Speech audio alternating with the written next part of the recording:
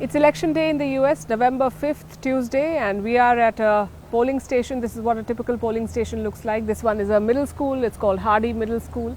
Like we see in India, most polling stations in the US are also ad hoc. They're either schools or community centers or libraries, but that's where the similarity ends, because in India we have one body called the Election Commission that conducts all the elections across the country. In the US that is not the case. It's local bodies, local authorities that conduct elections in every state, and we've been speaking to election observers and election officials, and they say that the experience is different for every state and for every polling booth. It's completely different. We went inside. You're not allowed to film inside a polling station, but we saw how it is done. A typical voter has a choice. They can either vote electronically or they can use the paper ballot. All of the counting happens together, both electronic votes and the paper votes. And a voter has to register. This is a typical citizen voter registration form where you have to give your details, your address, etc. You can also declare your affiliation, political affiliation, and declare, if you want to, whether you support the Republican Party or the Democratic Party or an independent. So that is up to you. And we saw that first-time voters, when they cast their vote, there was a round of applause. So the mood inside is quite upbeat.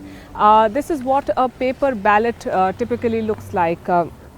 You see this one, this has the presidential candidates. These are the presidential candidates in Washington D.C. This number is also going to change depending on which state you're in. So in some states there are more. In Virginia, for instance, there are 6 candidates contesting the presidential election. In Washington D.C. it's 3, and there are elections for local bodies as well. District of Columbia, federal election, district election, and this goes on, and you have to tick mark your choice for each. Like we've been telling you, that this is not just a presidential election that they're conducting.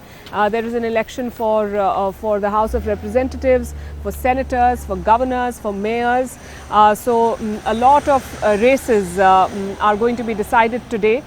Still a few hours to go before polling closes here in Washington D.C. and we are hoping that the results or the trends start coming out later in the day. We'll be keeping track of all of that for you. Remember, more than 80 million people have already voted early. A similar number is expected to come out on voting day. Typically, the turnout is not very high in the US, somewhere between 50 and 60%. Last election was an exception with 66% voter turnout. We'll have to wait and see what this one looks like. Washington is all set for a presidential battle like no other. In less than 90 days, it's either going to be him or me sitting in the Oval Office. Kamala Harris versus Donald Trump. All we want is one simple thing: get out on Tuesday. A vice president versus a former president. As we head towards election night, Vantage will be live from the heart of the action. Speaking to voters in this final stretch. I'm still very undecided. Very close presidential race. Tracking the campaigns as they make the last push.